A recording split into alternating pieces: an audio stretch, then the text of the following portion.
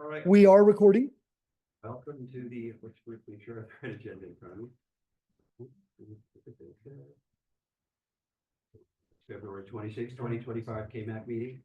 We'll do a quick roll call just in time. Chris Bryden. Van Buren, Adam Novicus, Dave Peterson. And well, Roll Cook from there we go. Good. Okay, good deal. So we'll go to number 2, which is just take public comment. Does anyone have anything to comment on that's not on the agenda that would like to have heard? My question is, when are they going to pay the Arlington? Oh. God, it's gotten pretty bad.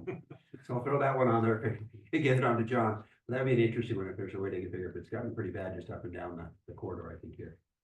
We're commute pass for sure.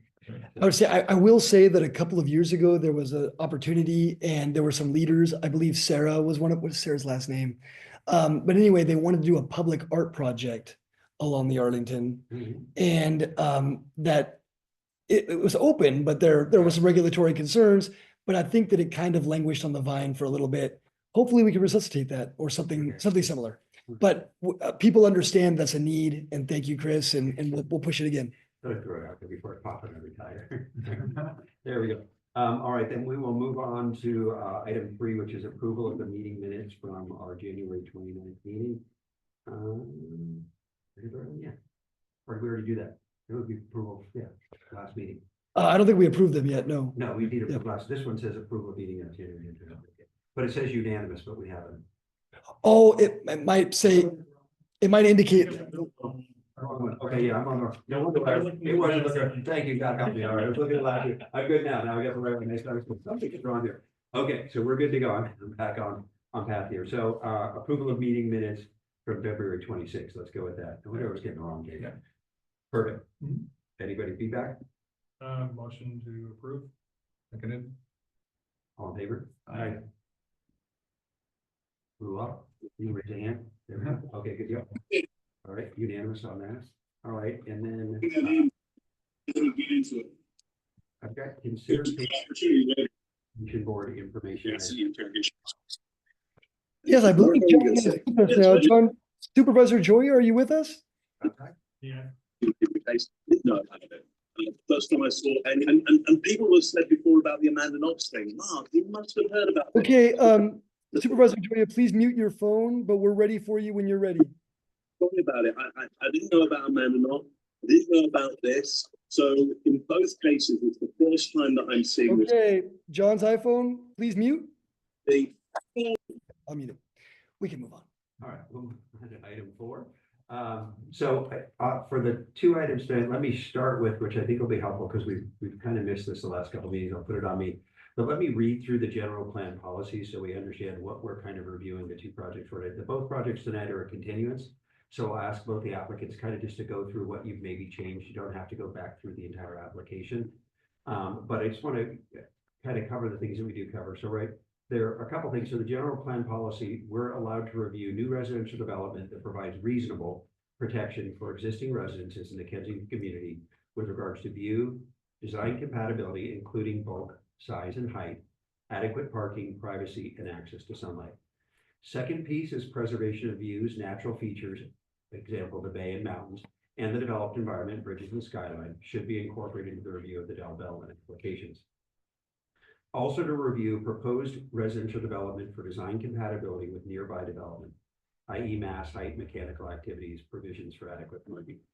Also, which we do have today, new residential development will be reviewed against realistic impacts of sunlight and surrounding neighbors. And lastly, consideration will be given to non-residential development, which we don't have tonight in the Kensington community.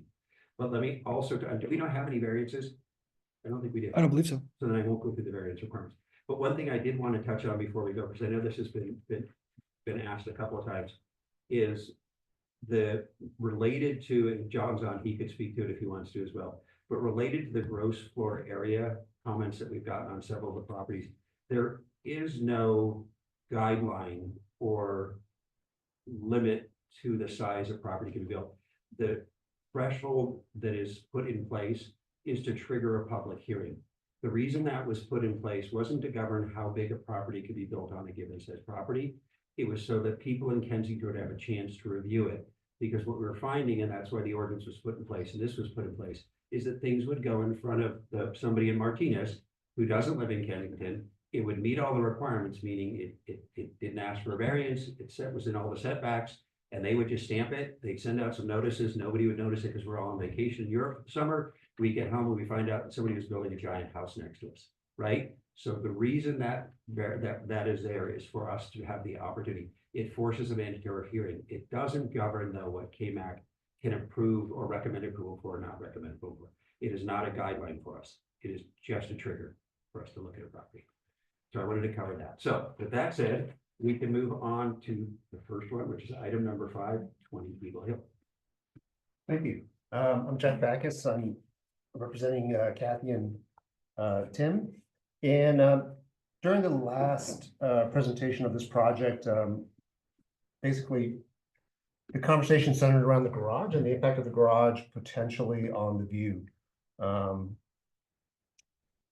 And so we went back, we deliberated, and we came up with about 1'6" reduction on the right-hand side because it's a shed roof from the previous design, which is outlined by this red line.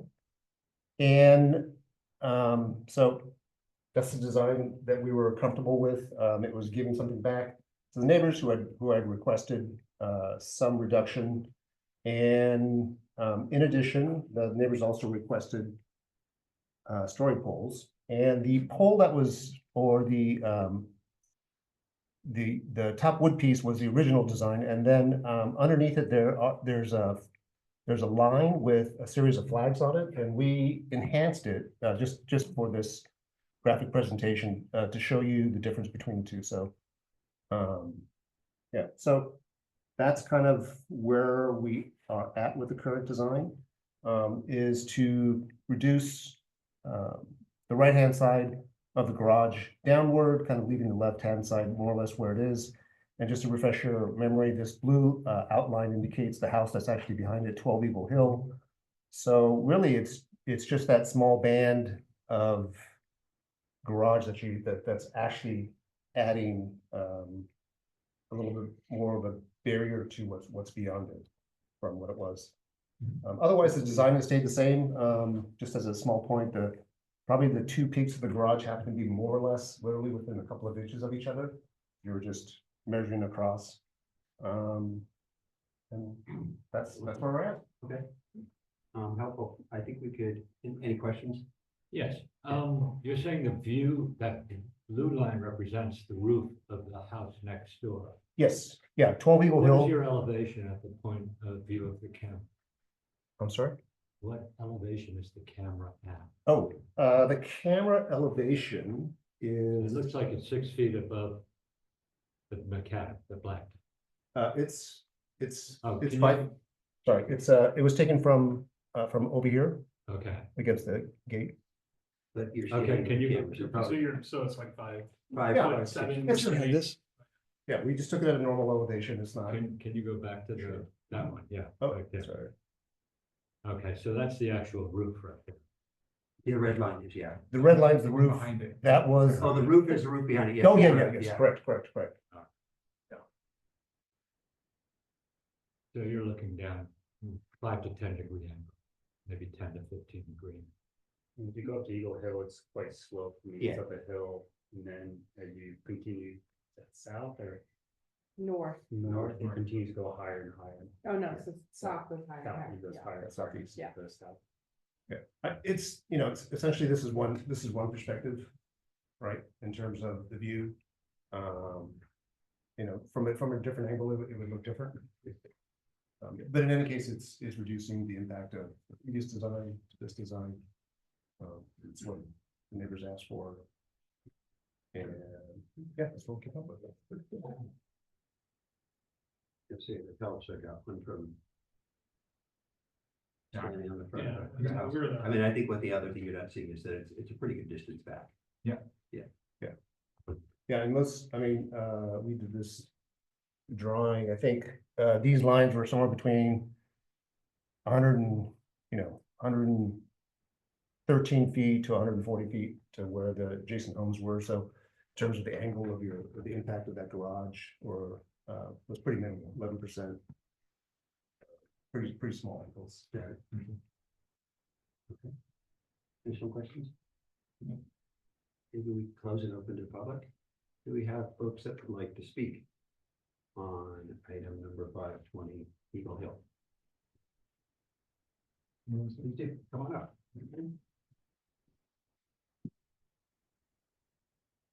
You put up that previous map. Oh, sure. Just to show. Yeah, Hey, Robert, there's people in the waiting room. Thank you. Yeah. Yes. So this is my property, 8 Edgecroft. And I've sent pictures of the view, how it imposes from my home, which is, it's significant. It's more significant to have a rear deck here, which is much closer to this than either of these.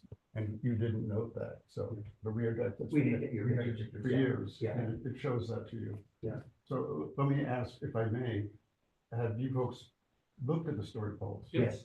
Great, appreciate that. But I want to thank the owners for putting up the story poles.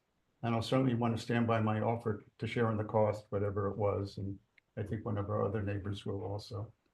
And I want to thank you for making some changes in the design. From my perspective, the changes are not significant. The left side of that garage was 8.5 feet, it's now 8 feet. The right side was 14 feet, it came down to 12 feet. I think if you look at the pictures I've sent you, it's still significant. I also want to mention that Eagle Hill is not a public road, it's private.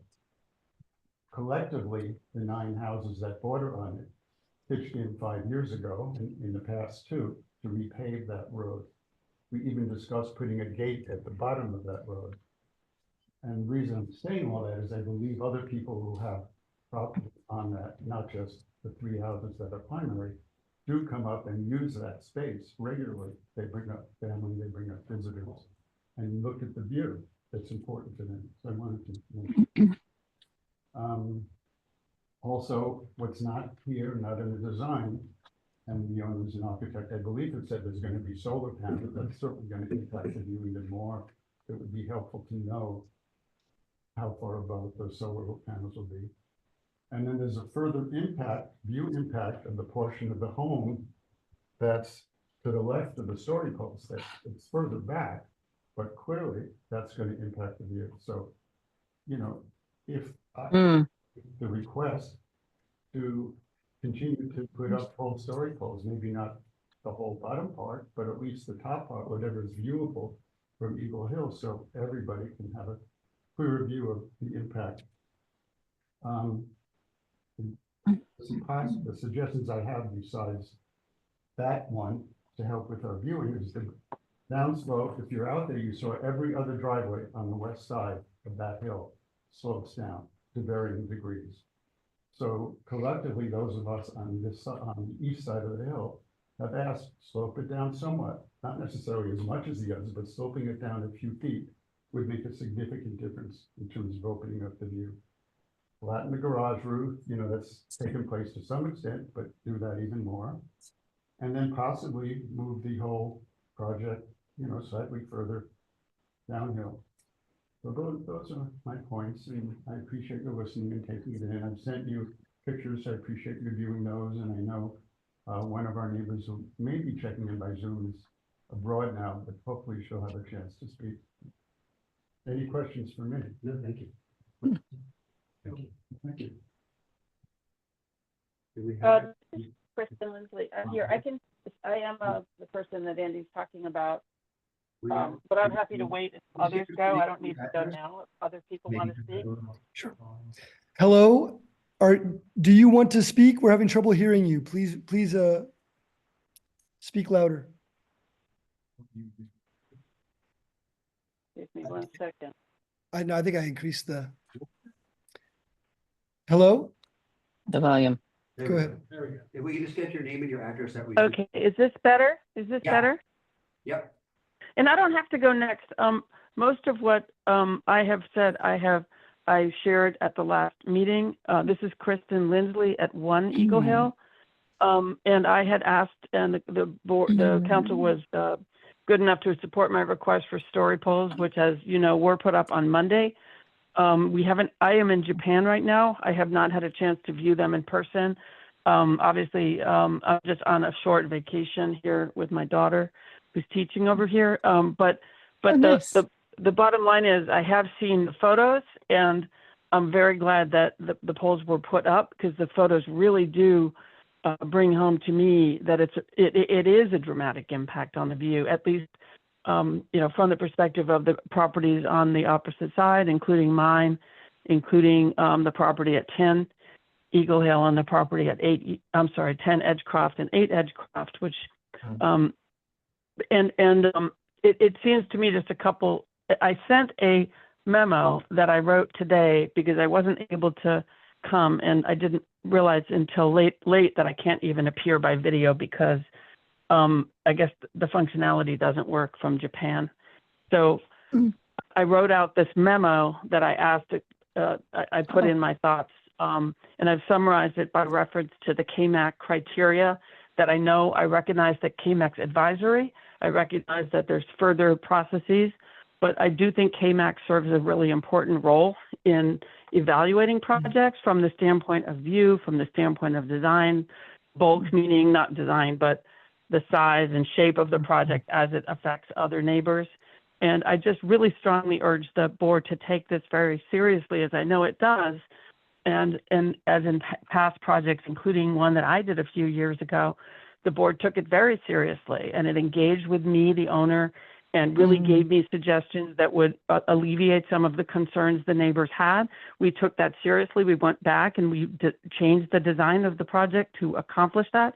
And here, I think there were several very easy things that could be done that would have a significant impact on reducing the very large visual impact this project has, including the obvious one being to flatten out the roof of the garage. It seems that there's no practical reason for that.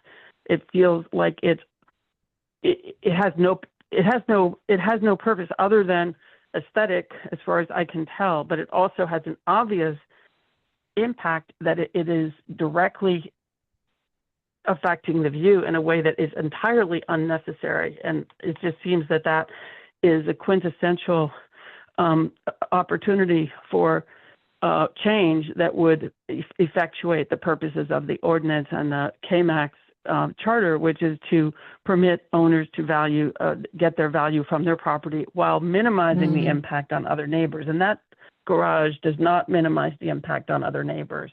And that is a factor that should be, in my view, taken into account, as well as the other points that were just made regarding moving the project further down, which is I think would be very easy to do, and moving and grading the project so that the driveway slopes down like the other driveways do on the hill.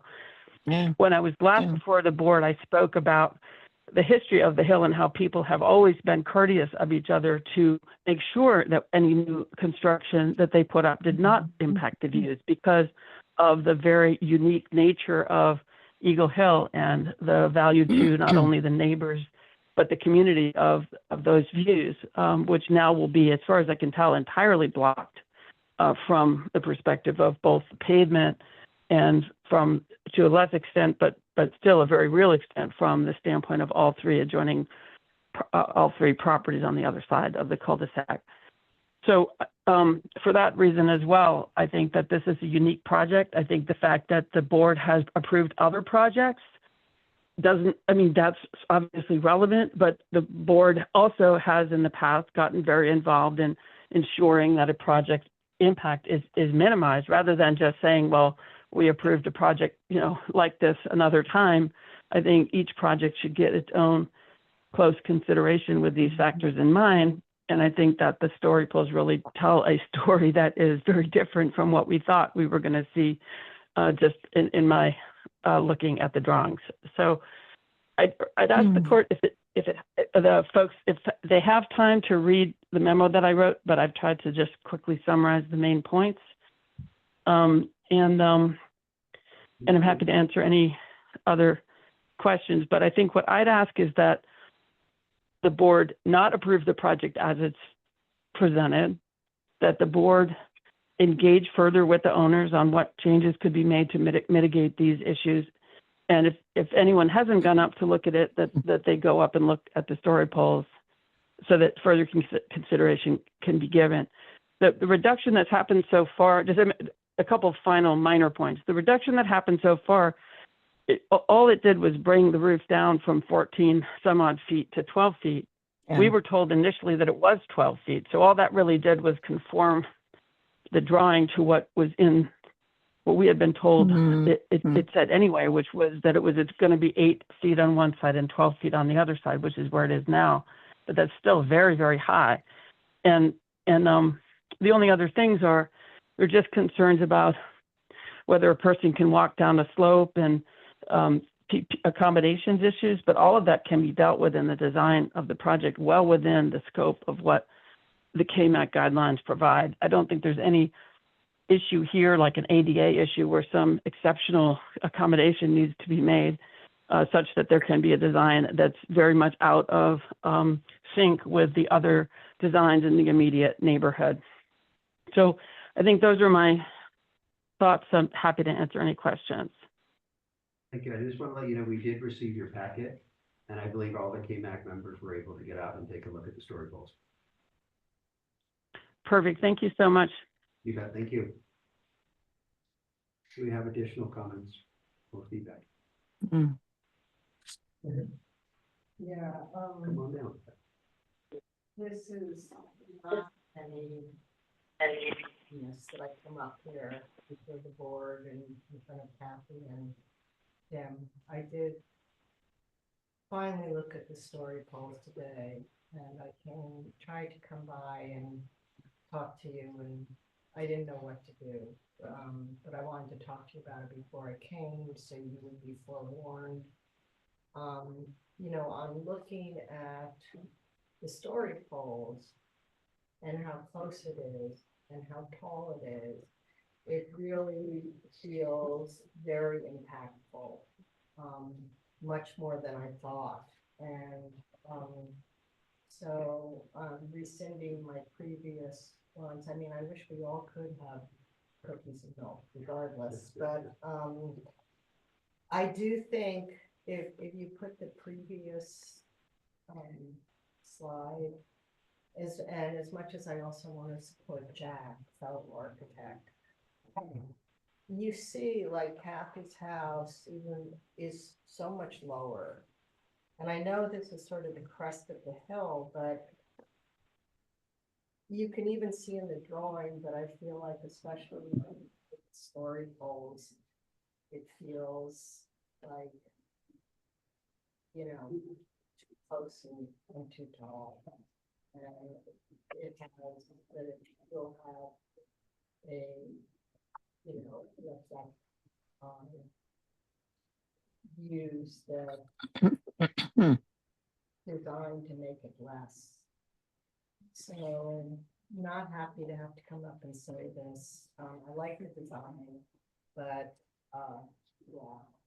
And maybe that I know there's a cost in the story poles, but I'm trying to imagine what it would look like if you step back, maybe just more story poles on the left-hand side of the house. I know there's a cost, but Yeah, it's high over there too. Please mute your phones until you're ready to speak.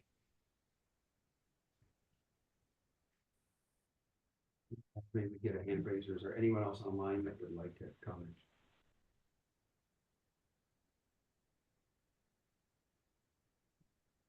I'd like to say something. I'm Michael Barr. I have one of the 9 houses. This is an attempt to be constructive. The obvious concern is the views. And I'll try to get out of the way here.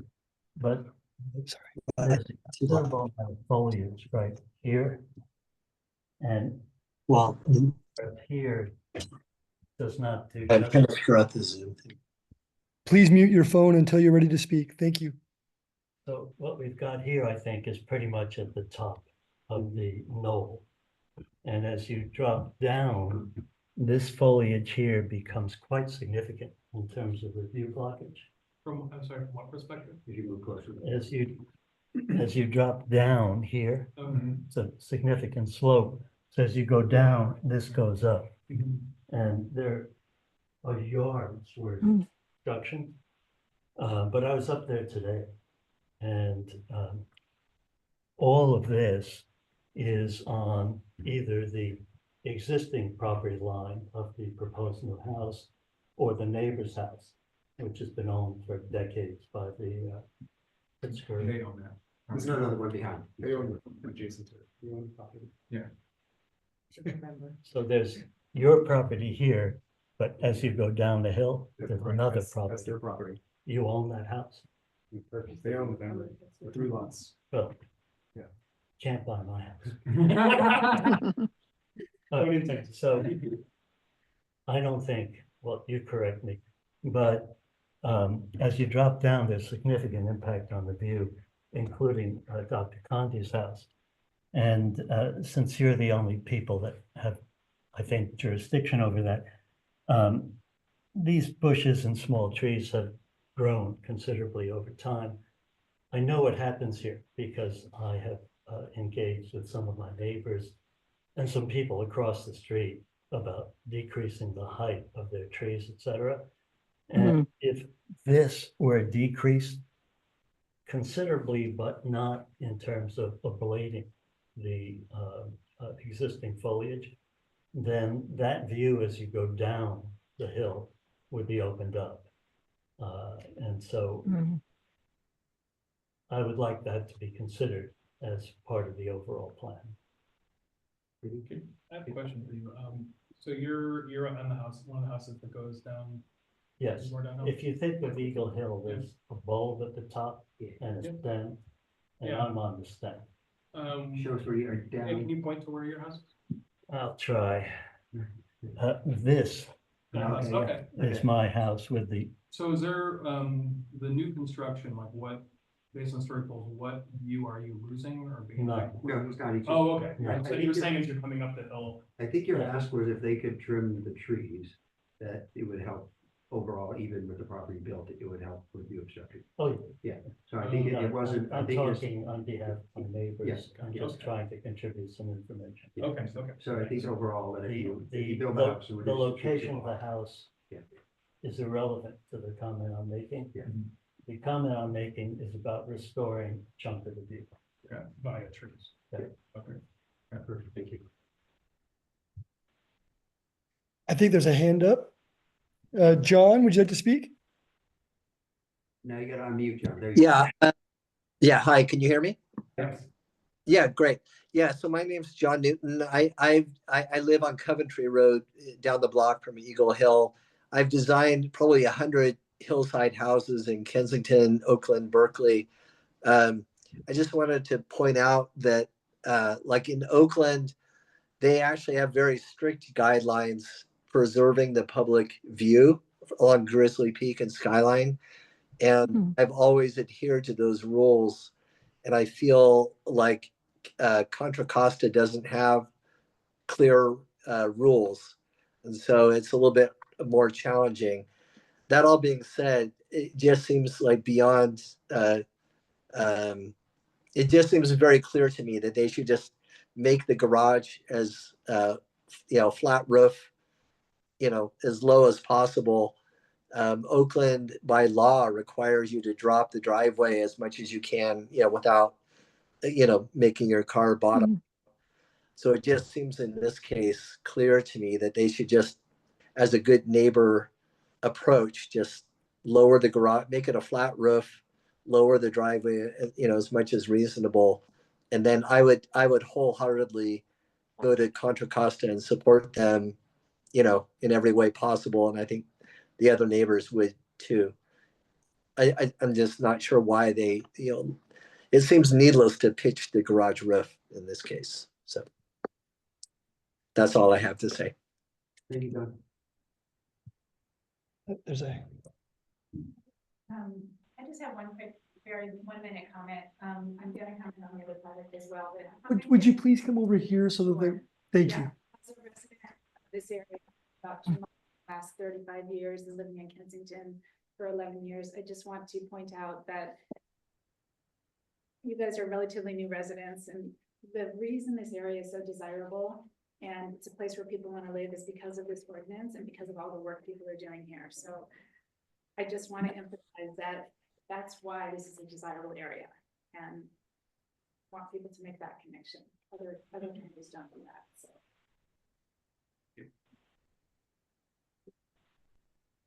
I know. We'll close it, and then maybe feedback from the applicant. Based on anything you want to add. I think some of you weren't here during the first presentation. But I think the reasons, I think we consulted and thought about the neighbors when we initially were designing the project. I understand the slope roof in the garage isn't an aesthetic thing, but we really did consider the neighbors and the views. I do think that because it's an empty lot for so long that's been maintained by us, you're gonna have a house there and it's just there's gonna be some views that are blocked and it's just a open meadow right now. And I think we provided the reasons why it's not easy to move the house back. You're really talking about a very steep, very narrow lot. It's not as wide as the other lots on Eagle Hill. And so even if you're considering, I don't know what the costs are, but if you move it back 3 feet or 2 feet, I think I'm guessing you're talking $30,000-$40,000 to move more sand and have to lift it higher and move it back. It's I think we've always kind of considered our neighbors. I think if you ask the neighbors, I think we're relatively nice people who consider it. We try to consider that. We try to make the design where the middle part was not trying to block the views. You can see where, you know, the back end is almost like shadowed by the tree for the people who are really most concerned about their views blocked from the upper part of the hill. And so I understand everyone wants views, but everything that's pushed back really is a concern for us in terms of the slope and access for my parents. And so that's what it is. I don't know if there's going to be anything that's going to make the neighbors happy. I just feel like whatever we try to do, there's always another pushback, which seems to be the pattern of the hill for any project we do, for the project we do together as a hill. So that's my 2 cents. I don't know if I'm going to ever make anyone happy on that. Yeah. Yeah, I think one thing also is the garage is actually the place where we're going to put solar panels on it, and typically solar panels want to be at an angle perpendicular to where the majority of the sun is. And if we were to do a flat roof, then you'd have a pretty heinous looking array of solar panels that with 2 rows.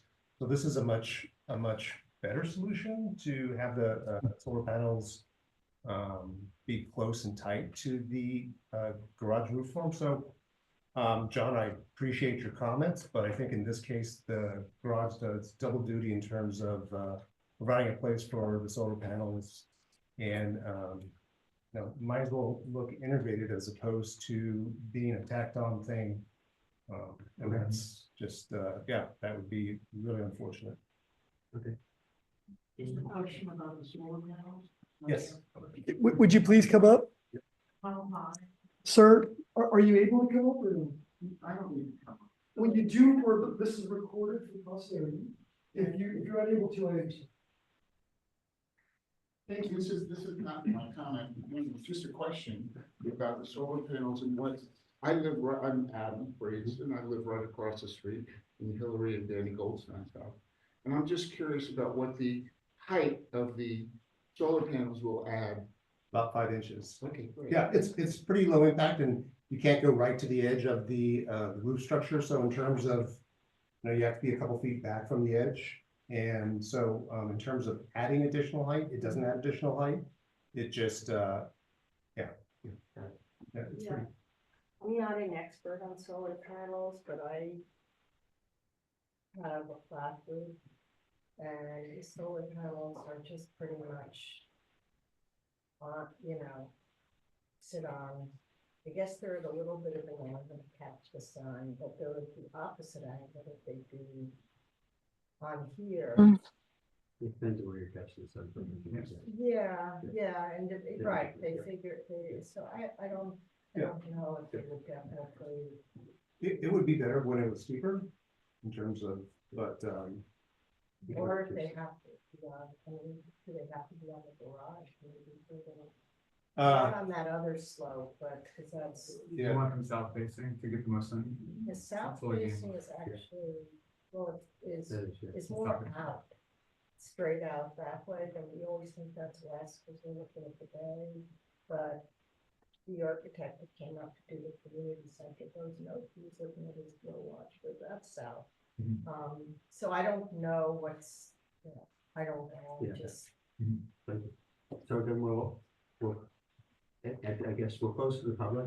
Well, I just want to say, just to Yeah. wrap it up, in terms of the solar panels, it's not part of the scope. We did mention that we are thinking ahead to solar panels. That's why this is the thought process behind this whole thing. But yes, we did start with a flat roof design. I was going back to thinking about when we first started with, I was giving inspiration to Jack about what type of house. It's not just purely aesthetic. It is aesthetic, but there was a series of steps of start with flat. We did see other flat roofs, and we saw the solar panels at an angle, and we did not like the way that looked. And then so we said, no, we want slanted roof.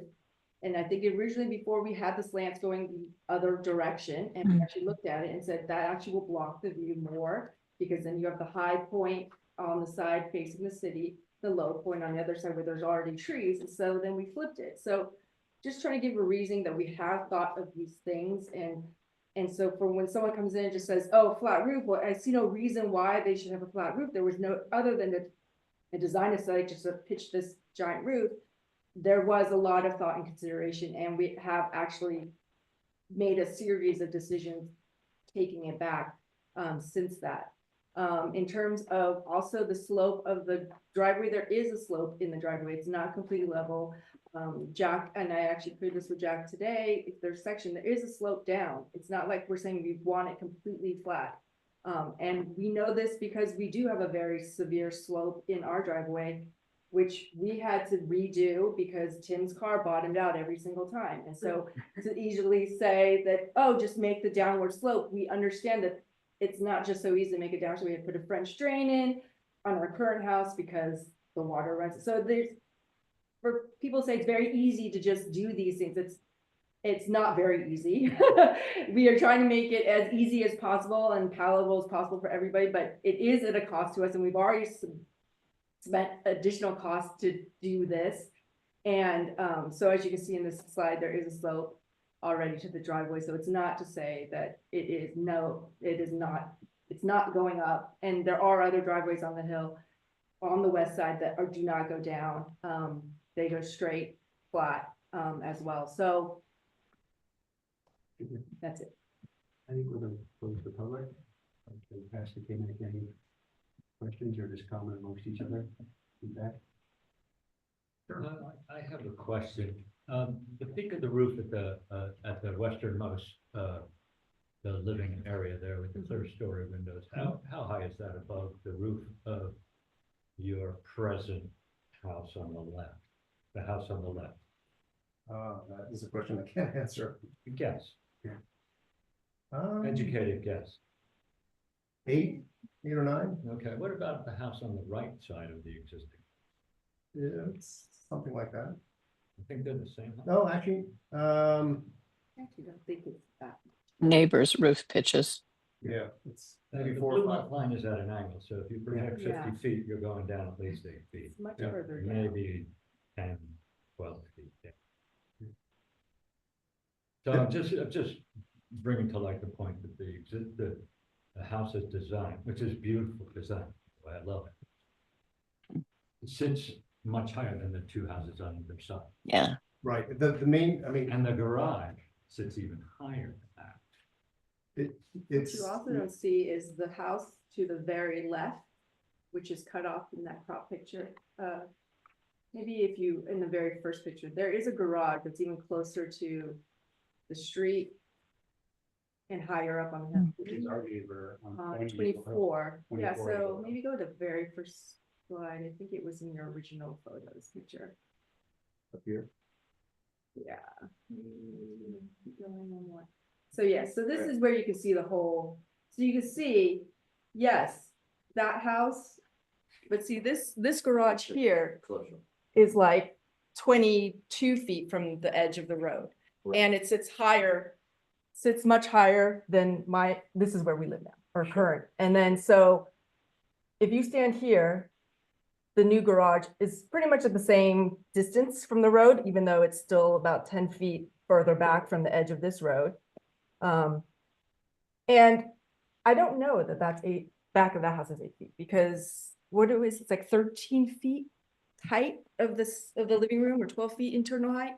I'm just saying, because like the back of my house now is a 13-foot ceiling, you know, so if they're lined up, it's probably about close, you know, like in terms of this lining up to what this pitch is to this pitch is what my point is. But yeah, I mean, the other thing is this is a kind of a, this is an Arnold's pizza slice, very thin, very long. And in terms of the lot configurations, whereas the other homes typically have a much wider base, and they can basically do an L, and they're able to turn with the slope and make it slightly smaller in scale. Whereas Eagle Hill, 18 Eagle Hill, it just goes straight out because the width of the lot is such that it's a very narrow lot. Yeah. This is Kristen Lindsley. Can I make a couple comments on those Sure. last two Public points? comment now, we've got to move it forward. I'm sorry, I didn't quite hear. Was it okay if I make a couple comments or not? We're closed. We closed to public comment, so we've already taken the feedback and gotten feedback from the applicant, so we just need to talk through it, and then we'll make a final recommendation. Wow. So you're dropping the roof height at its highest point in the garage. Correct. About 18 inches. Correct. Okay. And what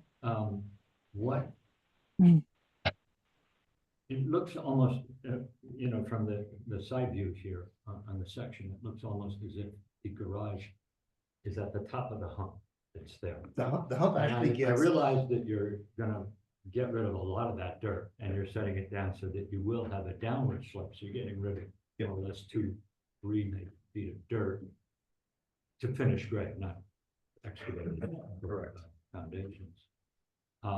So what is the problem with going down one more foot from where it is now? Right now, it's approximately 42 inches above the main level floor. Garage, I'm talking about the garage floor. If you went down one more foot, bring the whole thing down another foot, you would have a slightly steeper driveway.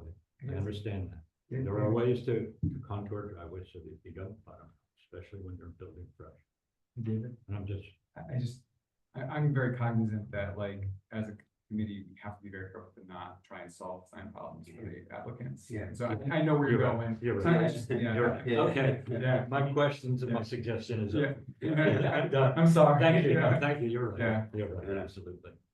Additional feedback. So, I guess I've read everybody's comments that have submitted them to the committee. I've looked at all the pictures that people have taken. I walked over there and looked at the circles in person. I guess I'd like to respond to one thing specifically in some of the comments that have been made, and that is that, like, if you're taking the picture, if you're looking at the storage poles right from the street view, like, there's no, like, that view is not an impact for neighbors, from my understanding. Like, that is not from somebody's home, it's not impacting anybody's light, it's just, if you're standing on this, right at the street, right in front of where the garage is gonna be, that's not a view that needs to be protected at this point. And so, from what I can see from the pictures that were taken by neighbors, that Chris, you took as well, that we see here as well, the view impact is minimal. And so at this point, like, I understand there's a desire to create even more view, but given the foliage that's in place, and I know that another neighbor has spoken about that, you know, that like, there's still very little view impact. You know, the most impact that I'm seeing right now at this point is a little bit of like Richmond, you know, So I like, at this point, I just don't see how this project is creating a huge burden on the neighbors. And so I'm putting that out there for the committee, you know, like, this seems to be a fine project compared to other projects we've reviewed. I have similar feedback as Ben. I also went and looked at everything, everyone's comments and the pictures. The only thing I'd like to add is, first is because again, we weren't in people's houses. So we had a very, I would say, conservative look at the impact, meaning that the impact is much more on what we saw versus what is an actual impact on neighbors in their houses.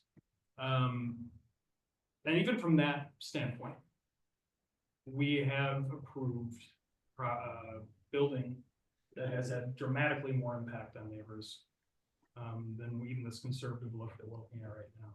And knowing that as soon as you start going up to the first floor of these houses and the second floor of these houses, that impact's going to go down to mostly probably what is that, Berkeley or some city, which is not a protected view. And this ordinance is meant to protect the Golden Gate view, the Golden Gate Bridge, the San Francisco, large portions of the Bay, mountains. It's not more city.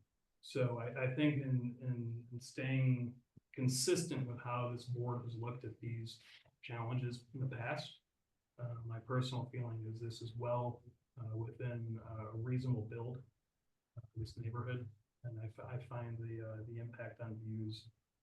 The biggest ones are actually going to be the people who walk up the street from elsewhere and want to sit on a blanket and look at the sunset.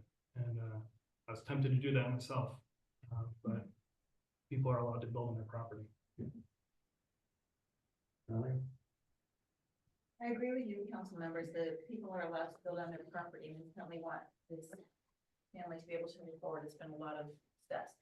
My hesitation is about, and we can talk about this, the size of the proposed project and its bigness compared to the neighbors, and if that bigness is an unfair take from the neighbors. Sorry, I'm getting over a cold and my brain is not thinking smart in my words. So hopefully I'm being clear with my baby words here. Oh, yeah. The bigness of this house compared to the littleness. Okay.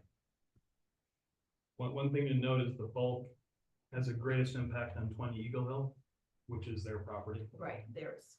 They own the place. Yeah. Yeah. But maybe we could ask them, you do have the square footage of the adjacent properties? Yeah. I think from a bulk perspective. Yeah, they're all on there. While it may You can look see like it because it's tall and skinny, as they've said, some of the other properties have to have a wider prop, so they're kind of more, I think square footage wise, they're very similar. But maybe you could tell us 2,700, 2,600. 2,800. 4,400. And 1,900 and 2,600, yeah, so they're, and then 2,700, so there are several other, and then across the street, 4,400, so 2,600, so it's within the same strange enough, I think it's, you're right, it's how it's positioned, and the fact that it's on a skinnier lot, so again, they had to make it longer, it's more, they couldn't turn it to the right or the left, but the bulk, yeah, but the square footage is very similar to what the other homes in the neighborhood are, we're in line with it. So what was the complaint of this neighbor here? There's no complaint. There's no complaint. That's their house. That's you guys. Okay. Excuse me. I thought somebody on the phone was. Yeah. complaining about this. That's across the street at One Eagle Hill. 1 and 10 were the ones who were chatting. 1 and 8 or 1 and 10? One and 8. Yeah, we did some things, probably elongated the house a little bit, but we felt like there were good neighbor strategies in terms of there's a courtyard here, and kind of a receding of the house on this side, because the proximity to 20 Eagle. So in terms of Kathy and Tim are in great health. They're gonna be here for a long time, but the next generation that occupies that house, it should have a good relationship in terms of kind of creating some negative spaces against 20 Eagle Hill. So. Well. Do you want to unmute? Maybe give us your feedback.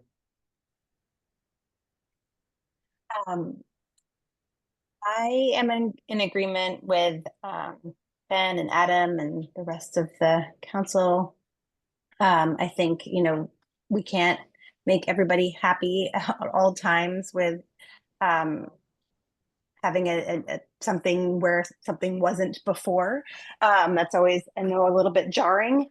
But you know, when I was out there looking at the site, and you know, the garage does seem, the front seems large just because there isn't anything else there, and you have these story poles. And but I, you know, haven't seen pictures from neighbors that show view impacts from their homes. We've only seen, as I think Ben said or Adam said, that we've seen it from the street. And if there are impacts to your homes, we would want to see what those are. But you know, since you are above the slope, it, you know, I'm not sure that there are significant impacts. But I think that, you know, I think it looks like a beautiful project, and a lot of thought has gone into how you would integrate this into the neighborhood. Thank you. And I'd agree. I think the challenge is, I think you probably said it best. The view that should be protected is for the adjacent properties and properties across the street to existing views that they have of what we would consider things that are protected by the Kensington Orange. I didn't see, when I was across the street in you know, kind of like when as close as I could to people's front gates and front yards, so I get a view of what it was, you know, from the fence per se. But I think we're definitely, you're building a house where one doesn't exist. And I think you have the right to do that. There's no question. I do think you've taken a lot of things into consideration with the neighbors. Like you said, thank you for the explanation of the roof, because it makes sense why you put it one way or the other, try to mitigate less things. I don't think, you know, there's any way you can build a house on that lot without, unless you did an underground house, right, without impacting what I would argue is probably the public view. But as you know, and I think even John spoke to that in Oakland, the public view is preserved. This is not a public view, this is a private view on a private road on a private property. So where you, I think, have the right to build. So I think the right for somebody to stand on the street and look to the old open lot was a gift for the last 100 years or so, or at least as long as those houses have been there. And I think you're building a house, or I think what you're building is a reasonable property in size and bulk compared to the other properties that are within the surrounding area. And I think you've done what you could to mitigate the view. Even as you said, the driveway does slope down from the street. You've taken some pieces. Are there other things you could do? And yes, we could probably sit here till the end of time. And we could all make suggestions on what you should do, but I think if you're comfortable going forward with what you've got, we're comfortable making a recommendation. And what it says, we make a recommendation. We don't deny or approve anything. We make a recommendation for approval or denial to the Board of Supervisors. They ultimately will make the decision. So again, there'll be a second opportunity if folks want to do it, but I would say go ahead. Yeah. If I may, Yeah. Zoning Administrator, Planning Commission, Board of There you go. Supervisors. Thank you. There you go. You got a ways to go. Thank you. But we get through there. So I would maybe ask if somebody on the MAC has a recommendation or. Yeah, I recommend approval of 24-03059 20 Eagle Hill Road. Second. All in favor? Aye. Aye. I think it's unanimous. So we'll take that, and I think we'll take it on to you're off to the county. Thank you. Supervisor Joy has joined the call. If you'd like to hear his brief presentation. I think that you should probably give folks to their time right Yeah. now. Okay. This is, if he doesn't mind waiting. So- Okay. Can you hang out, John, for a little bit? Sure, I was only gonna take 5 minutes. But I can wait. How long will your next item be? We never know, John. Okay. More than 5 minutes. Minutes or 5 hours, we never know. But I know you've had some comment probably from this one as well. Oh, I wasn't here to make, I was here to just make a comment about the tree arbitration board. Yeah, no, I know. I was gonna say, I think on 279 Calusa though. I don't have comments on anything here. This is all your jurisdiction. All right, good deal. Yeah, all right. Gotcha. So. And we can, I'm fine with this. We don't hold them up. This next thing is gonna be much longer. Well, I really transition out. Just go real quick. What? You guys know what we do. Yeah, why don't we, John, go real quick while everyone's kind of milling about, and we're ready to go. You can set up. Okay. All right. So all I wanted to say is, as you know, after a lot of hard work, oops, let me turn this off. Turn on your After, video, John. hold on. There it is. After a lot of hard work, we passed a revised tree ordinance to create a process to resolve disputes when trees potentially block somebody's view. You know, that ordinance has been in effect for decades. It had very little process. It mostly tried to encourage residents. But what we've done in the new ordinance that was passed was we created a tree hearing board. And the tree hearing board would have two roles. One is if the tree owner and the neighbor who's impacted, you know, did not reach a voluntary agreement, then it would go to mediation. If it did not reach mediation, there was no agreement through the mediation, we did have a tree arbitration board established. And I want to talk about who that would be. And the tree arbitration board would have two roles. Either both parties would submit their dispute to the tree arbitration board, in which, you know, under the ordinance, you're entitled to the view you had the day you bought your property. So if you buy your property and you have this big expansive view of San Francisco Bay, and then 5 years later, a tree blocks that view, if you can prove that when you moved in, you had this great view, the tree blocked the view, then that would require, after findings, that the tree be trimmed to restore the view from the date of purchase. So the tree arbitration board would be a hearing board to hear those issues and render a decision.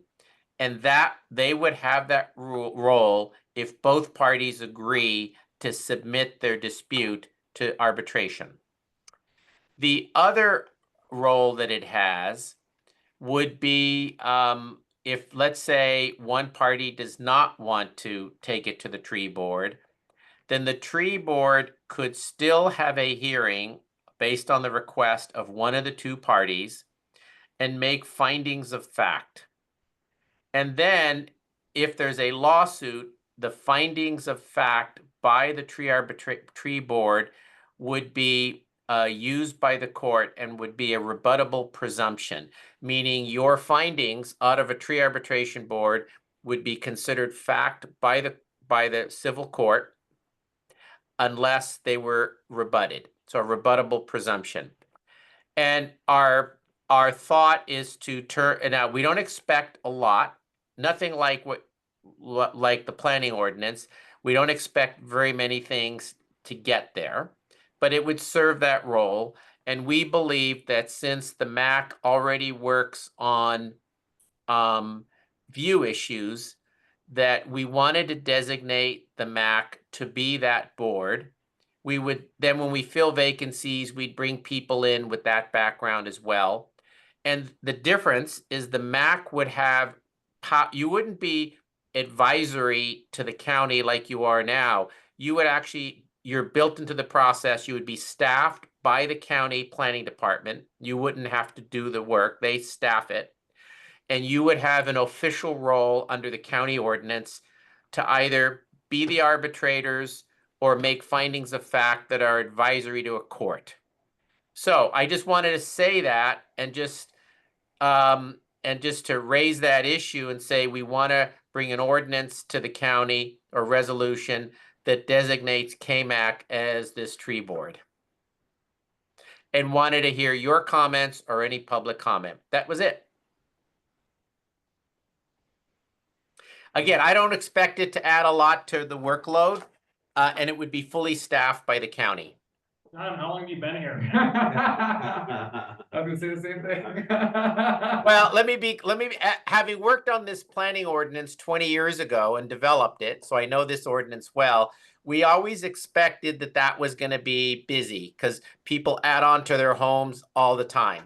So you've been busy. I applaud you for all of your effort as volunteers, including tonight with the 3 matters you have. So I appreciate that.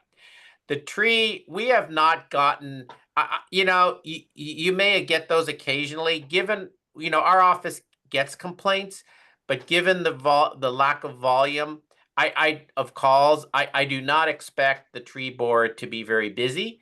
I'm not saying it won't occasionally have a matter, but it will be, and it would be, could be set up as a meeting in which the county does all the work and staffs it, and you basically make the decisions. So you wouldn't be doing all of the stuff you know, preparations in the way you do now. Okay, great, thank you. I don't know if you technically have to make public comment, I think, on this to see if anyone wants to say anything. Does anyone from the public want to comment on it? The recommendation, it sounds like John would like to take forward is that, which KMAC does today for approvals and process that are coming in front of us, applications that are coming in front of us for residential properties, that we would add into that also some purview into the view ordinance, which You would be sitting as a separate body. view ordinance, it's the tree ordinance. It's specific to trees that have grown into the view over the lifetime of an owner living in a property. Right. Anyone comment? I don't think we do, John. Okay, I will carry that forward, and again, you would be fully staffed on that one. Raise too, right? Huh? We get a raise? Well, I didn't hear you. I said, do we get a raise? You know, maybe we can create a stipend. Yeah, actually, there's nothing, you know, when we do it, we can create a stipend. There you go. Just for your time. It's not going to compensate you fully, but we can do a stipend. We're good. Thank you, We're John. fine. You will have full support. That's the best item. That would help. Okay, thank you. Thank you. All right. Bye. All right. Number 2. So I know that this is the third time we've been meeting to discuss this project. And since you said the first time, we discussed the second time, we're just talking about anything that's changed, you know, so like if points have been made either in prior meetings or during our visits, we got them, we understand them, they do not need to be repeated, we just need to have new information for this discussion and people's responses to that new information, okay?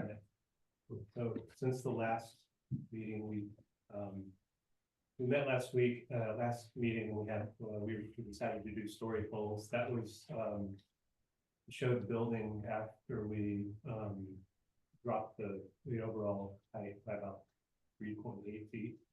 That was, of course, the design included the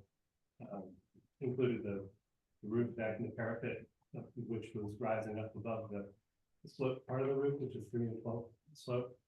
But since then, gotten all kinds of feedback, really good feedback. So what we've done to comment, most of it had to do with the really the view down.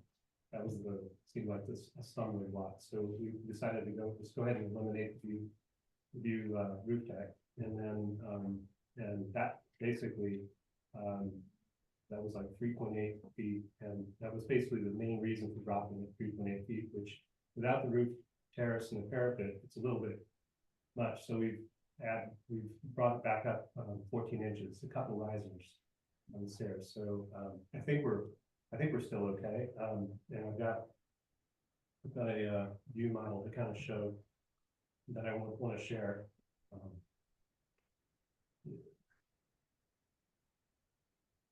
These were shared earlier too, if you want to see it, kind of just give you the, yeah, and that's the 2 that gives you a pretty good idea from where it sits up there.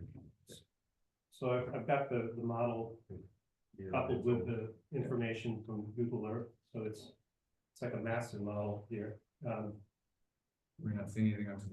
Oh, there we go. On the interweb. Yeah. Library. So yeah. So these are all the projects. These are all the buildings around. These are Coventry. We got Calusa, and then we have the building. We have all these houses on the other side with this tree line here. And what I want to show is how it fits. Just look at some different views of the model in the context. First, I just want to also reiterate, you know, the thing that we're adding is on par with the rest of the neighborhood. And some might want to counter that, but I think I don't think I'm off base on that. Sorry, which one is the model, please? The white, It's white. right here. Thank you. Right there, the process, right there. So, but we've had comments from the uphill neighbors, so let's just quickly take a look. So let's look at, the 276, which is, I believe this is Joel's. He's been super nice, and I hope his wife is doing better. So I've placed a 6-foot figure. So our, so here's Joel standing there on his deck, and our roof terrace, our roof without the terrace, was right there, right? And then we see the next door neighbor, and then these trees, which I think are probably a little less than shown. But this is all brought in. And now let's look at the one down, right? Because as we go down, we're sloping down Coventry, then it slopes down that way.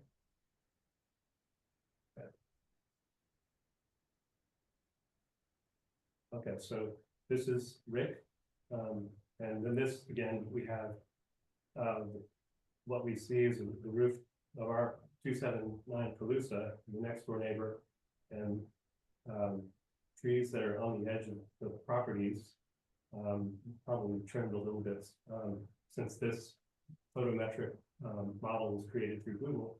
But we also pick up from this, we can see the distant tree line from the other side of Calusa, which are very tall, and I don't think they're going to get trimmed anytime soon. So what we're seeing is the building kind of in between tree lines, but above that is the real view. Of course, we have the Albany Hill, which is somewhere over there, and there's a whole host of view options. Let's go directly behind let's take another view of 290 Calusa.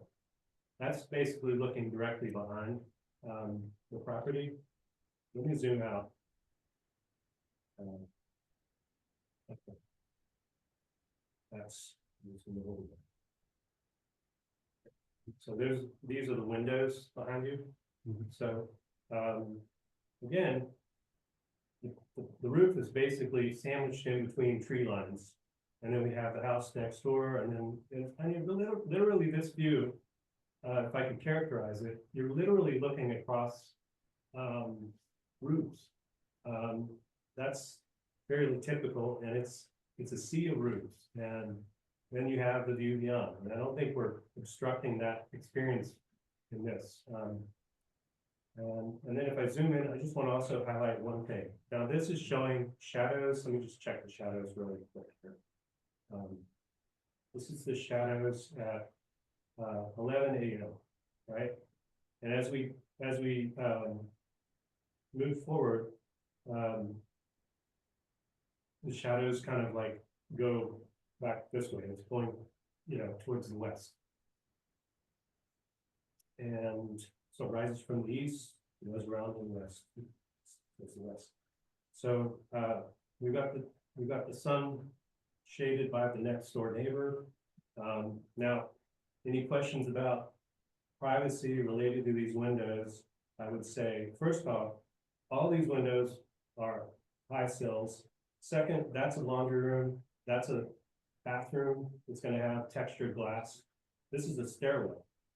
And beyond that, we've got along there, we have the front porch area. That's privacy. That's like a privacy screen. So I think we've accommodated the privacy issue pretty well.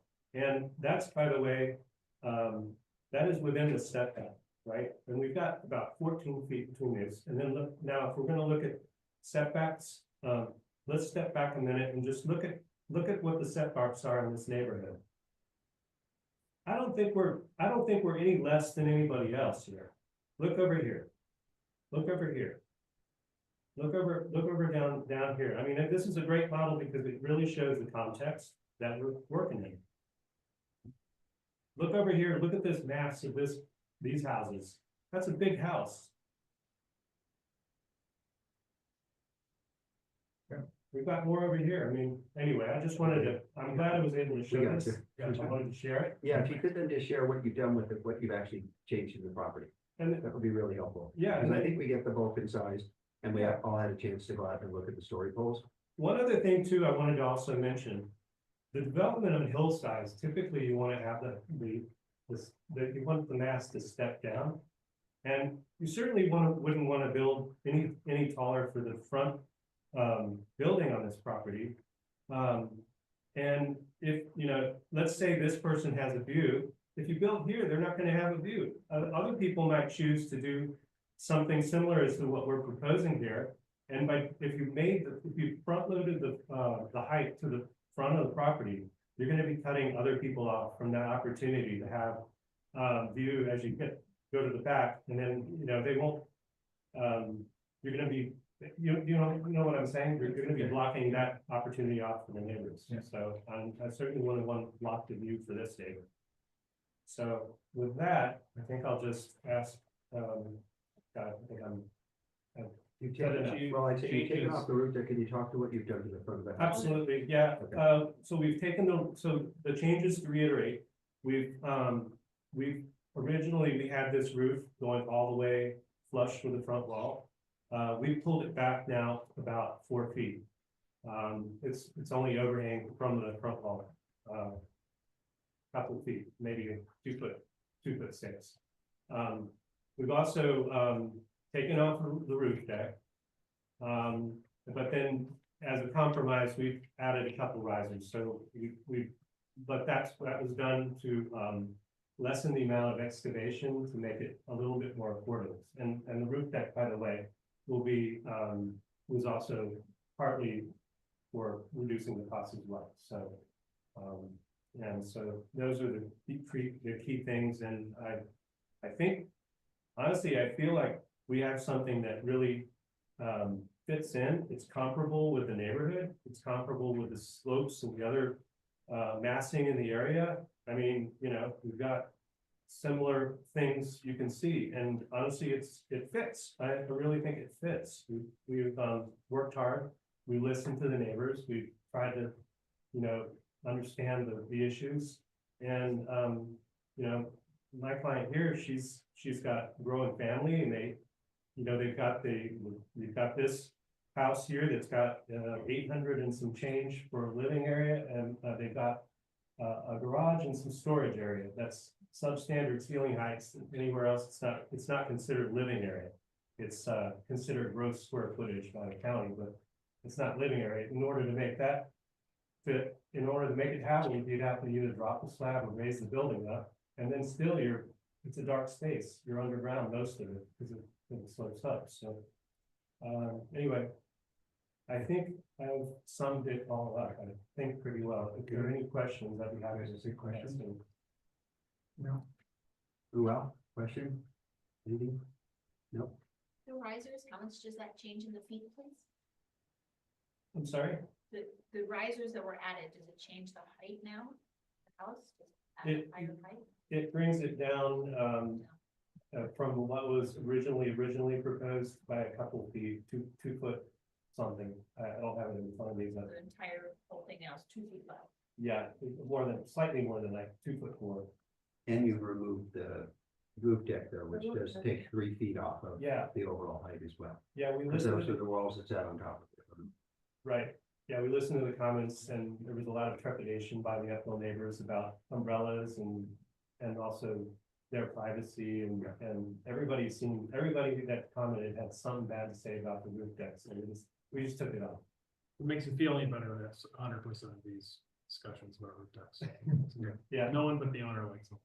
Yeah. Well, yeah, we will. We'll get there. We'll open to the public in just a second. Yeah. So, okay. I'm still, can I ask? Yeah. I'm still not quite clear. The old roof where the storage pole came. I understand you got rid of the roof deck. The peak of this roof, the proposed present roof, is higher or lower than the peak of the previous roof that had story pole.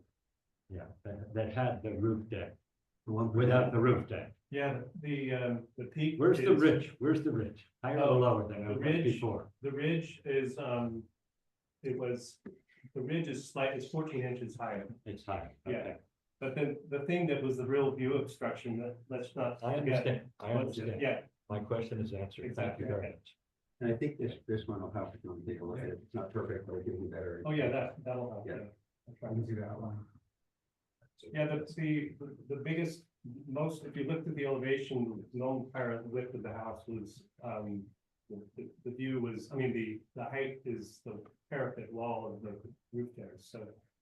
I can't speak for numbers, but I just wanted to point out that at the first meeting, we were a lot higher. Yeah. And then we went down, so I don't ask me about the numbers. because You went down 2.4, you went up 14. We went a lot Yeah. lower with the roof deck, I think it and was, then now that the roof deck is gone, you know, I think. it's different. Yeah. it was 27.4, and now we're down from that, on that recording, as shown. So, and this is the result. This is basically it. Ruel? Any questions before we open to the public? No questions. Okay, no other questions? Okay, let's open to the public. So those who'd like to make a comment, please come on down. All right. Maybe I have a question first. Have you? Come on up. Yeah, you still have the same footprint you originally had, correct? It's the same, yeah. Yeah, it's the same footprint, yes. Mhm. Okay, Yeah. I'm gonna be very brief. I hope you will not interrupt me. Good job, man. Well, so I want to open by saying there's been implication in letters that have been drifting around that we somehow, who have concerns about this project, have not been cooperative and compromising, while there's been compromise from the other direction. I want to say we compromised from the beginning. To begin with, the very beginning was when Mary and Rebel renovated their current home. They did it into the evenings, on the weekends. They didn't provide sanitation. We didn't object to any of that because we wanted to be good neighbors. We knew they were paying rent somewhere else and needed to get into their new home, and we went along with it. It was hard on Julia, but we went along with be good neighbors. Our reward, out of the blue, and I've never seen an architect do this before. We were presented with an application to build a two-story home in the backyard next to my place. We had no warning that this was coming. There was no preliminary conversation. Okay. We then thought, this is a bad precedent for the neighborhood. It's going to impose on us, on the neighbors behind us. And one possibility was simply to object to it entirely and say, you want a 3-bedroom, 2-bath house, add a second-story master bedroom, bath to the top of your existing house. And then, like everybody else who builds an ADU, build a little ADU 1-story cottage in your backyard. Instead of going that route, regrettably perhaps, we said, let's see if we can suggest some modifications in this current proposal that brings us to an acceptable point. And I will say that you have responded to some of those requests. The rooftop deck removal is a big one for the people behind us, and it matters a lot to Julia. It doesn't actually matter that much to me, but it matters a lot to Julia and to the neighbors behind us. In other words, to the resident of 283 Calusa. You've also pulled back the roof over the balcony to some extent. You have not removed the privacy screens, which are also added to the bulk. Perhaps that can still be done. But I want to emphasize this. You put up story poles, which suggested that the front, that is the western end of your new building, was going to be even with my house. That's what the story poles showed. However, the plans didn't show that. They show a building that pushes about 4.5 or so feet further toward the west, crowding the back of your existing house. That was from the beginning the biggest issue about this new structure as far as I'm concerned. I emphasize that. And the reason I do is that because that proposed new structure with this extending western face would loom over the deck and the front yard of 283 Calusa, my building. And I consider that a substantial impairment of my property.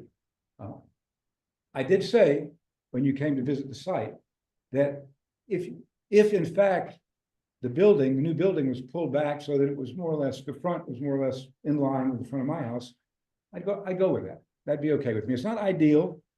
I don't like the new building pushing so far beyond the back of my house either. But I said, okay, we can live with that. That's not as much of an imposition. But the front really is. And I was told, I got a letter today that the applicants have done all these wonderful things, including reduce the bulk of the house. And so I was very disappointed to find that on the main bulk issue, there has been no change at all.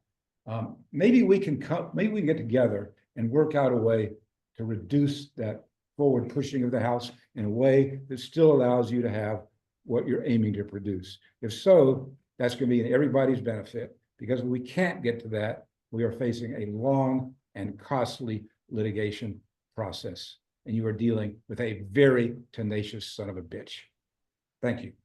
Any questions? Can you say for a second, because Yeah. I need to better understand, because like we spent a lot of time talking about these issues. And so my understanding, so number one, with regard to the historicals, like I want to make sure that like one of the critical things that comes with these processes that we as a community, experience quite a bit is when communication starts to break down, right? And so one of the things that was really clear to me when I visited both properties over the weekend is that you marked where the front of the house was. I went over to the applicant's side of the house, and they also marked the same point, saying this is the front. They just had difficulty putting the storage poles there because of a concrete slab. And so they were truthful and open right from the get-go to say, yes, this isn't the actual front, here's the actual front. They matched your measurements. Okay. So I'm just gonna call that out, that like everybody's kind of on the same page here in terms of where the front is, and there's no attempt to have any subterfuge, okay? The second thing that I'm kind of, where my question is more, is the bulk on your house, given these changes. I want to better understand how that bulk pertains, because like I'm seeing a significant reduction off the front of that building, of your building, right? So the first floor, that's kind of behind your fence, seems to be, it still comes out, but the top floor, which was what my understanding that you and Julia had the bigger contention with because of the bulk and because of the potential impact to your property, that seems to have been shifted back. And so I just want to understand, like are you saying that your comments just now seem to suggest that has not been addressed by some of this design. It might not have been addressed to your satisfaction, but is this what they're proposing? Is that what they're trying to have? Well, you want to finish his comment, just so, because you'll get your turn to, don't worry. Yeah, you might say, yeah. So, versus what other things there's. Well, so yeah, we have this is new, these are accommodations that have been made based on your But comments, that right? drawing, rendering is not your further plans. There's still only an 8-foot-10 separation between the two buildings, and this is drawn as if both of the building is left as even with our building, and that's not what the plan says. This is the live model of the plan we generated off of it. But just ask the question, is how far is the front of the bottom floor of the front there? How far is that from the property line? Are you asking from The the distance, yeah, from the two. I mean, I think that's what. Are you saying from what, are you saying from the side property line? No, from the property front, right? It's right here. Okay, so you're saying between the two, between their current home and their question. Yes, that has persistently been the same. The footprint has not changed, and yet in the renderings and the storage poles, they represent it as a. We understand the storage poles are put in the wrong place, so we get that. This new rendering too, they could have correct, the footprint is not accurate in this representation, according to the plan that we were given yesterday of the updated plan. It's This not- rendering isn't 8. No, it's because that would extend 4.5 feet beyond the front of our facade. If they're saying that it does, the lower floor does, the top floor does not. It's right here. 8 feet 10 inches. Yeah, I think there's no question. It's right here. And this is Still comes out. This matches the Google Earth, so I know it's right. It's not the question, so we'll stop that, it's a good question. But are you representing it as? They're not asking about the piece of the house there. The bottom part. Yeah. Bottom part is not flush at all. Yeah, that was what the debate was. Trying to understand. The debate is not that so I think we were arguing that this was where it is. This is still where it is. This does not align with your house. No one disagrees with that. That is within the. Yes. setback. So we get that. Yes. Yeah. Okay, Yeah. so Yeah, it does. The top floor does. Yeah. Yeah. Okay, Yeah. let me respond to what you said. Yeah, you can see here, You this, get it. the top, floor does align with the front of your house, you can see it. The top does. The lane stays. Yep, you brought the top back. Yeah. Yeah, And I think you made a good point about that. You know, the fact that the top has been brought back does address does your reduce- concern? just in part. Okay. However, not quite sufficiently. And the reason is, A, this has a railing around it. It does in fact loom up quite high above the fence. B, the fence is an illegal height, it's falling over, it's gonna have to be built to legal height when it's rebuilt. So this lower part does also loom up somewhat above my front yard. I do think this here represents a real improvement, and I appreciate it, as I appreciate the removal of the roof deck. I'd like to see this area brought back somewhat. And I had looked at the plans very carefully, and bear in mind, I've designed houses as well as built lots of them. And I see ways that here and there, a foot can be removed within a bedroom, another foot within another bedroom, another foot within another bedroom, without impairing the functionality of the house at all. And now, we might not get this all the way back even with the face of my house. And you know what? I'd go along with that, but I'd like it to be pulled back somewhat. I think maybe 3 feet would do it. We don't have to go the full 4.5, but it does still really impose upon my front yard. I mean, we can get that done. I think we're there, and I can think of various ways to get that done with minimal impairing of the functionality of the house. Which, by the way, if I may say so, I think this is a much better design than the roof coming all the way out. I think it lends articulation of the building, which is pleasing. Thank you very much. You're quite welcome. No, you should thank me. Well, I promoted it. There we go. All right. No, Let's, Well, the other thing we could do is. I think, let's take the additional comment, then we'll give you guys a chance to respond to all of it, so that we don't have a lot of back and forth. So, and great job, by the way, on the property, that was helpful, because I think we're all. I mean, that's what we just. You're helpful. Yeah, thank you. You know, I didn't know. We were wrong. We misunderstood, so I appreciate it. So Julia Reyna, I live next door at 283. I'm a tenant, and I might be the one-day owner. Okay, great. I really appreciate everybody here. I appreciate all the time and heart, and you know, this is like humans working out problems together, and I think it's actually been kind of a great model for like how people do this. So I just appreciate everybody and the conversations and the time.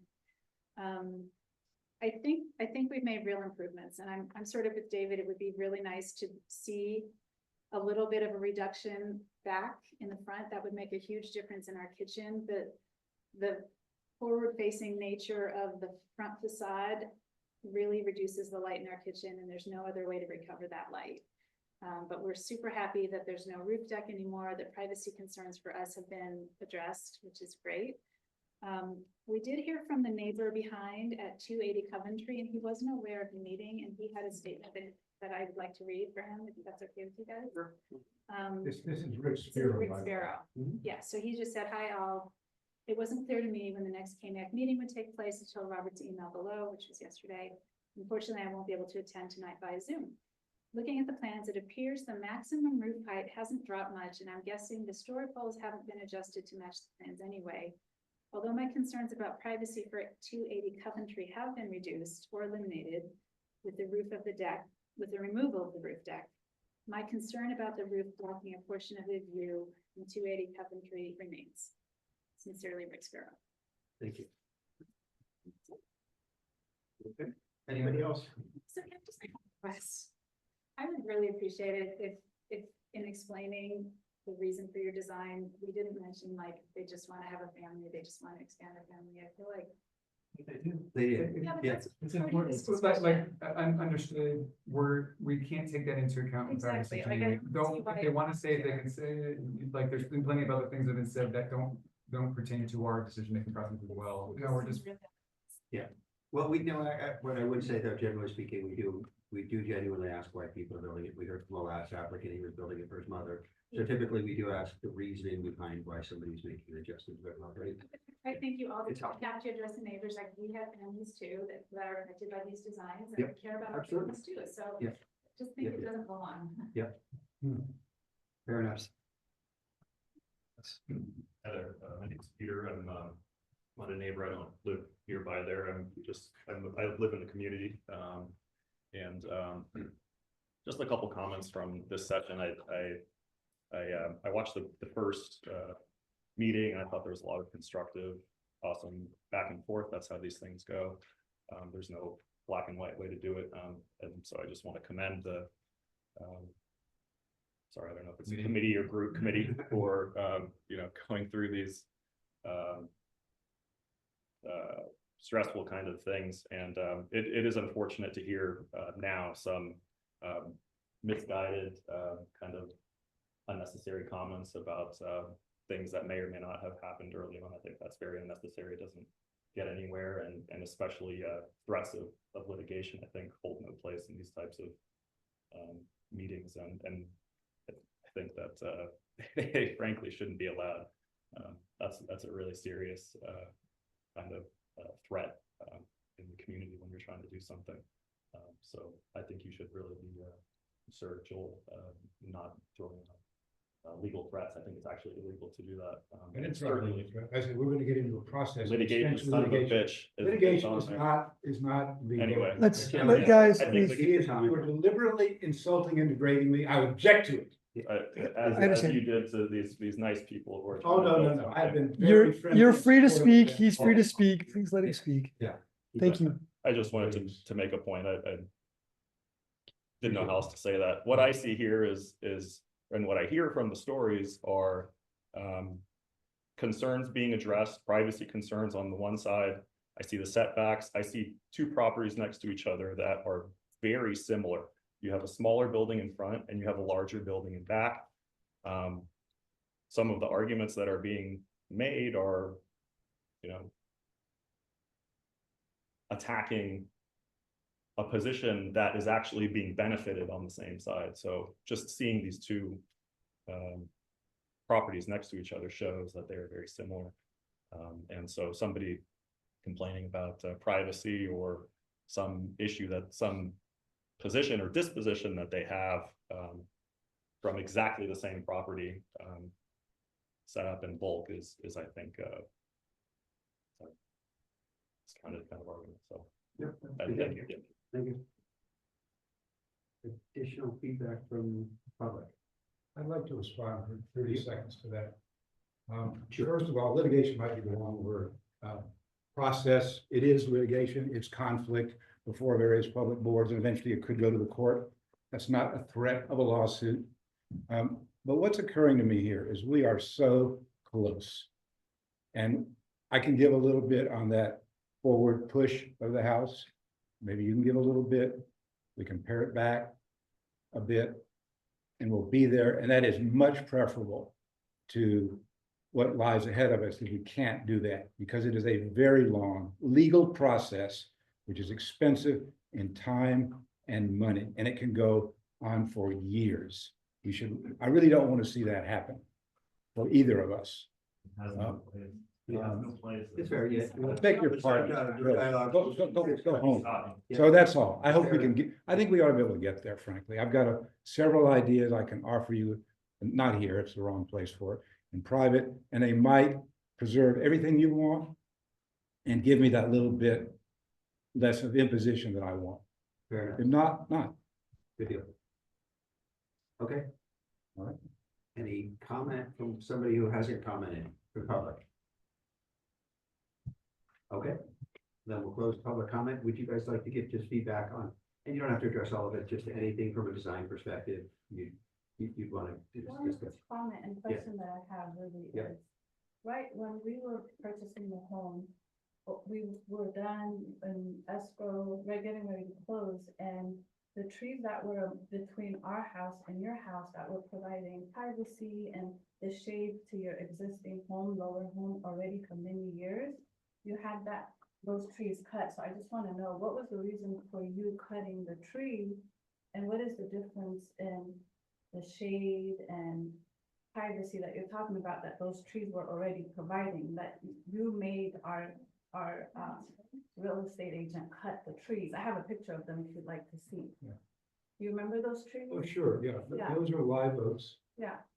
I pay about $2,000 about every 2 years to have them pruned, for various reasons, imposition on. They were providing privacy that were Yeah. the shade for the trees were already there for many years. So I'm just kind of like, it seems like this is not a new thing. Yeah. the trees were right in front of the house. Yeah. Very Oh, these trees? Yes. Oh, okay, what happened? Okay, this is good, let me see if I can express this succinctly. I have a live oak on my property. I have 2 of them, I prune them I've actually pruned those. I prune them every 2 years, so they don't impose on the neighbors, and so on. Squirrels take acorns from those live oaks and they planted them along the fence that bounds my house from Mary's house. And those acorns sprouted in the live oaks right along the fence, and they were rapidly pushing into my building. As a matter of fact, they were producing, among other things, a fire hazard. So But they have been trimmed maybe a little bit? Yeah, what I would say is we can't comment on the trees that are there or aren't there any longer or were there. Okay, yes, fair enough. So I'd say, yes, it's well, helpful, not helpful in this process is what I would say. It's the news. Yeah. So for when we become the tree board in a couple months, when John does that, then we can come back and we can talk about the trees. But right now, we don't do trees. We don't do trees. We do sidewalk, sunlight and other stuff. So we'll let that one go. But any feedback or comment just on the property itself? Would you like us to look at it just as is, or? Yeah, I don't think I can say anything more than. Okay. I just wanted to stress, I feel like this fits in, I feel like its massing is okay, and then we got all the setbacks, we got everything, that we need here. So, yeah, I think it's a great project, and I'm excited about it. And I think it's great, we took off the roof terrace, I think it's great for everybody. So we've definitely tried to adapt as much as we can, you know. Thank you. And then we'll start with you in the Zoom room. Right. I just wanted to say thank you so much to everybody for allowing us into your homes to, witness, firsthand what you're experiencing with this project. We really appreciate your accommodations. And also, Tom, thank you so much. And applicant, you've really made a lot of changes to accommodate your neighbors, and I commend that. I think that's, you've done an incredible job at listening and responding to concerns. And, neighbors aren't supposed to design your home. That's not what they're there for. I mean, they can express their concerns, but they don't design your home. You design your home. And I want you to remember that.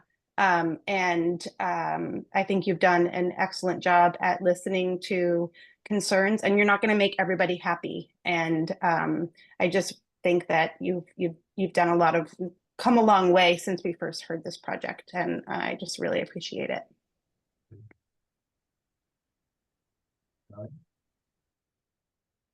Tremendous listening and incorporating the requests that we heard at the last meeting and that when we came out. I don't know that we talked about the girth concerns that were from 283. Is that the property next door? Bulk, yeah. Bulk, okay. I don't know if that was addressed, but really like tremendous efforts on your part in the revisions. So really, thank you. No comment.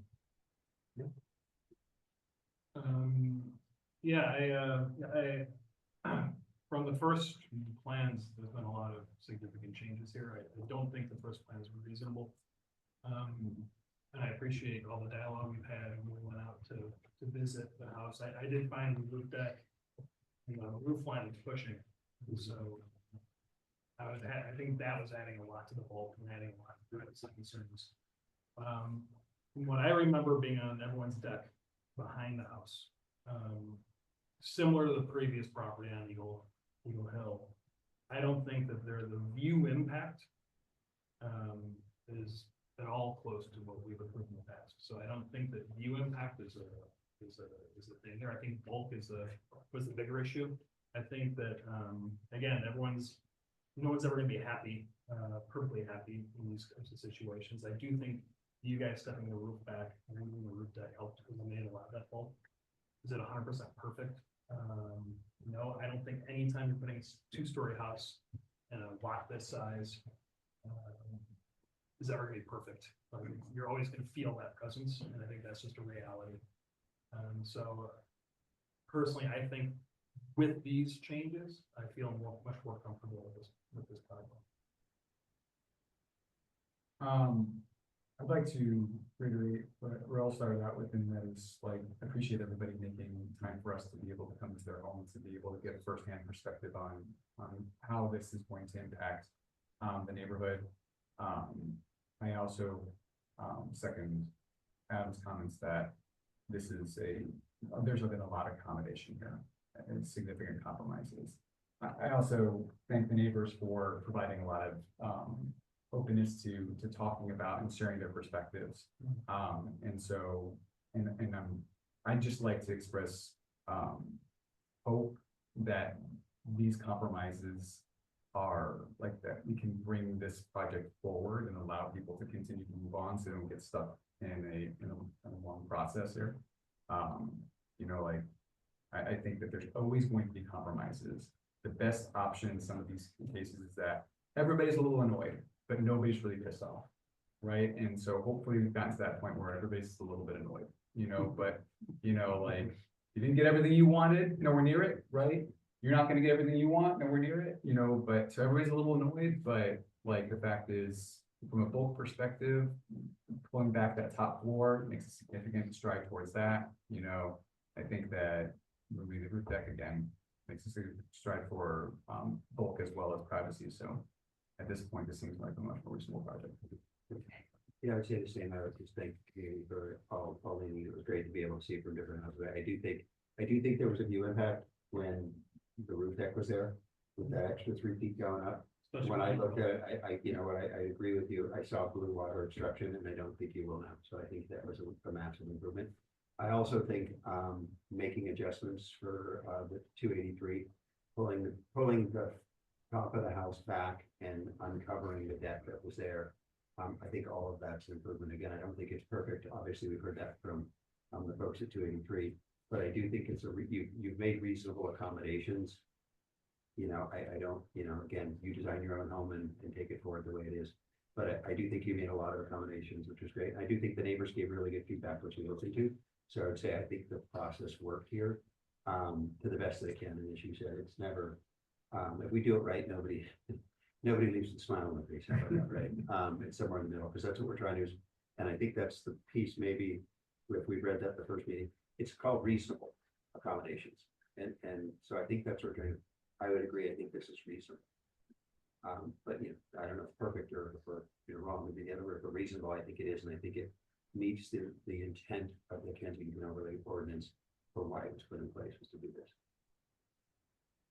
So I'll leave it at that, and then I'll say, any other comments, feedback? Yes. Yeah. Thank you, Chris. Yeah. Definitely a lot of reasonable accommodations. Whether or not we recommend right now, right, there's many more steps in this process to go.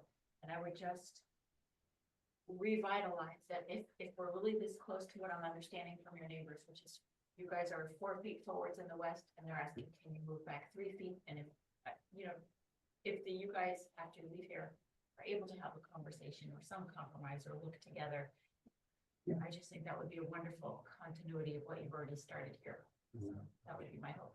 Yeah, and we can speak to what's in front of us. It doesn't mean you can't make accommodations as you move forward in the process either.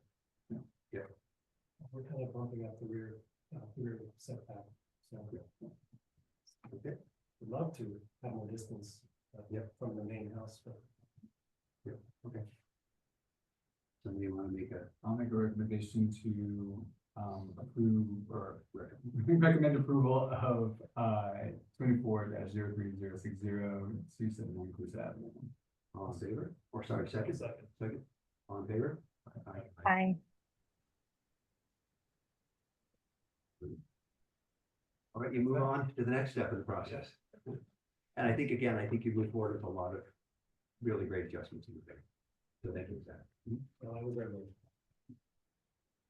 With that. Make a motion for that. I second Good night, Ruel. Good night. I roll. it.